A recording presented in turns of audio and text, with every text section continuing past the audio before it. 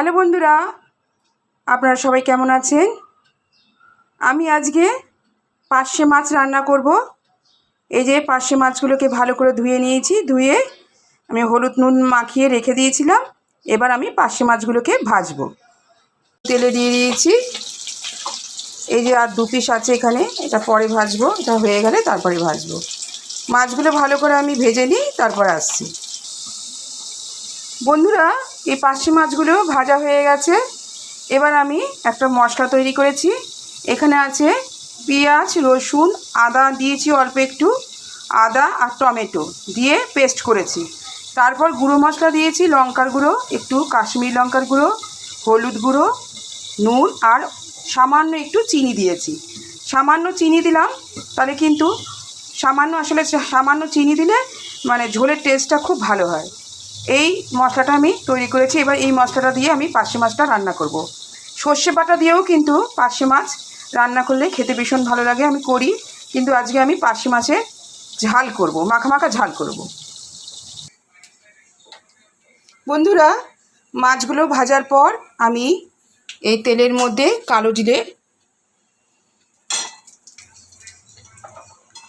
মাছগুলো ভাজার পর আমি তেলের মধ্যে এই কালো জিরে ফোড়ন দিলাম। এবার আমি যে মশলাটা মানে মিক্সারে বাটলাম সেটা আমি দিয়ে দিচ্ছি।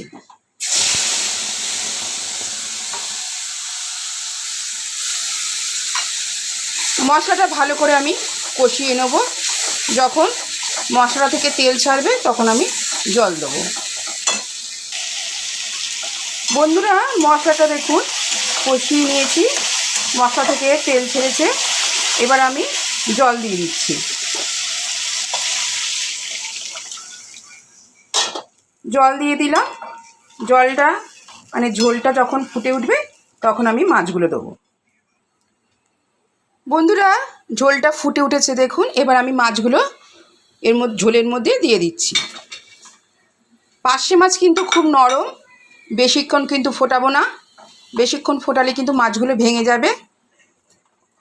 এই 1 থেকে 2 মিনিটের মতন ফোটাবো। ফুটিয়ে গেলে নামিয়ে নেব। 2 মিনিট আমার ফোটানো হয়ে গেছে।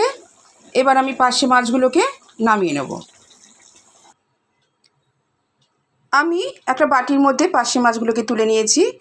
আমার কাছে আজকে ধনেপাতা নেই, আপনারা নামানোর আগে একটু ধনেপাতা কুচি দিয়ে দিলে খেতে আরও টেস্ট হবে। এটা আমি দুপুরের জন্য তুলে নিলাম, আমার আর ছেলের জন্য, আর রাত্রেরটা আলাদা বাটিতে রেখে দিয়েছি। তাহলে রাখলাম। আপনারা সবাই ভালো থাকবেন, সুস্থ থাকবেন। নমস্কার।